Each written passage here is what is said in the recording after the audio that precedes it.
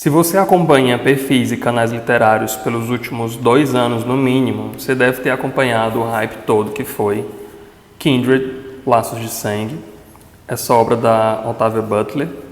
Essa daqui é a Octavia, uma autora americana, falecida aí no início dos anos 2000, e que é tida como a grande autora da ficção científica, como tem aqui em cima na capa do livro.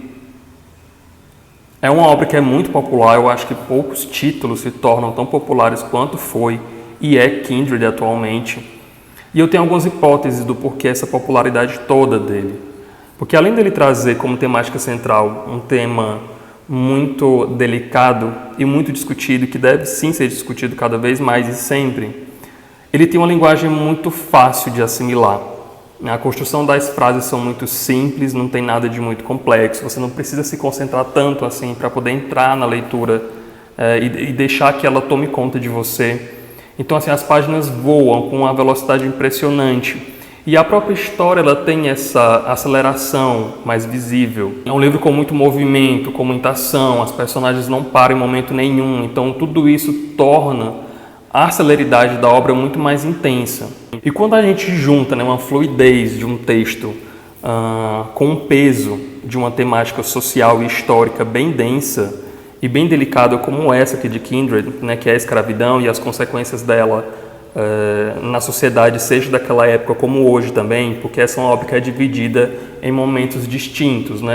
É uma história de ficção científica, então a gente tem como elo dessa ficção um portal que leva a protagonista dos dias atuais, que no caso aqui é mais ou menos ali em meados da década de 70, até o período de 1800 e alguma coisa, que é quando ela tinha alguns parentes que viviam, antepassados dela, que viviam ali no sul dos Estados Unidos, que era uma região extremamente dependente da escravidão, tinha uma economia muito baseada nesse estilo de produção.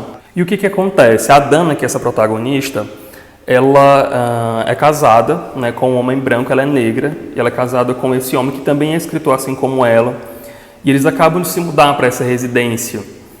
E no fatídico dia, quando ela está ajeitando ali as coisas dela, ainda período de adaptação nessa nova casa, ela passa para esse outro período, para esse outro tempo. Ela muda não só de época, de período histórico, como também de local, porque ela mora ali numa região que fica bem distante para onde ela vai. E ela passa por essa experiência algumas vezes e ela nota que ela sempre é chamada, esse é o termo que é utilizado na história, dentro do livro, por um menino, por um rapaz, que depois ela vai ter uma noção de que sim, ele é um antepassado dela, é um homem branco, então tem toda uma discussão aí de herança genética e de culpa também.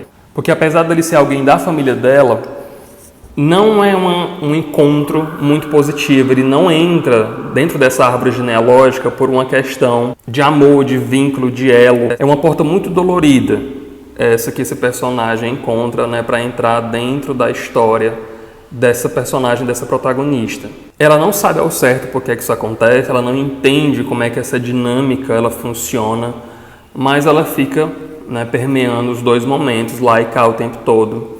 E a cada vez que ela vai e retorna, ela percebe que aquela situação ela acaba ficando muito mais dramática, mais intensa, e as consequências vão se agravando. Porque como ela é uma personagem negra, ela acaba tendo uma função dentro desse cenário muito ameaçada, ela não se sente segura naquele espaço. Em um dado momento, o próprio marido dela acaba também passando por esse tipo de experiência junto com ela, e situações um pouco mais incômodas vão advir disso. E dessa forma a história continua, ela segue a partir desse emaranhado de viagens que ela acaba por fazer algumas vezes. Mas o que acontece?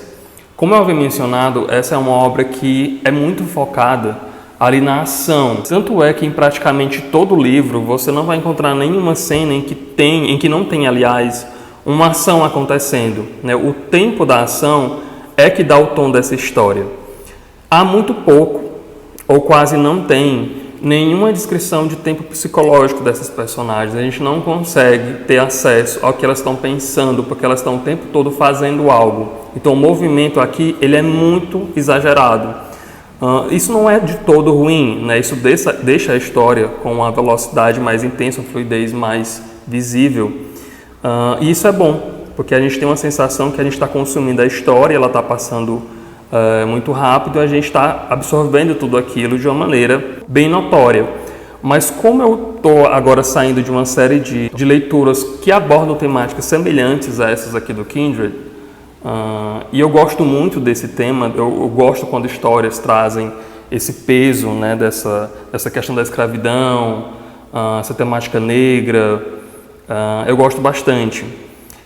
Todas elas tinham uma carga emocional muito mais intensa, porque elas discutiam isso com um teor até bem mais psicológico, até mesmo filosófico. Então a gente consegue tirar dali uma discussão social um pouco mais embasada, né, que tenha mais substância. Aqui a gente tem uma pincelada de tudo isso, mas está tudo encoberto ali por essa ação, né, que o livro traz aqui dentro. Então eu senti muito falta disso, né, o tempo psicológico das personagens, né, o porquê que elas agem, da maneira como reagem a tudo que acontece com elas. E como que elas vão articular essa estrutura mental para daí sim a gente poder entender as tomadas de decisões delas. Enfim, eu acho que essa é uma parte importante que infelizmente não tem dentro dessa história. Mas eu volto a frisar e volto a bater na tecla que sim, ele é um livro bom, ele é um livro muito interessante, ainda mais nesses períodos agora que a gente está vivendo de quarentena, que a gente precisa de uma narrativa que talvez prenda mais, porque tem uma dificuldade de concentração muito mais notória nesse período. Eu acho que é um livro super válido, porque ele vai fazer isso, ele tem esse poder de imersão muito elevado. Então ele atende a essas expectativas. Mas caso você queira, né, uma história que promova ali uma reflexão um pouco mais pontual, eu acho que tem outras obras que fazem isso melhor. Eventualmente eu vou querer ler outras coisas da Otávia, né, porque eu gosto sim dessa dinâmica, né, mais ágil. E eu sei que tem outras histórias dela que formam uma duologia. E tem muita coisa ainda para ser descoberta dessa autora, no caso por mim, porque essa foi a primeira obra que eu li dela, mas eu conheço muitas pessoas que são fãzaços assim, das obras dela, e eu vou querer com certeza dar continuidade. Mas se você já leu essa história, me deixa lá nos comentários para eu saber a tua opinião, o que você achou, se você sentiu algo parecido com isso que eu comentei aqui agora ou não. Então vamos continuar conversando lá embaixo. As redes sociais também estão lá no box da descrição. Faz algum outro comentário caso você queira, avalie o vídeo. Obrigado por ter assistido e até mais.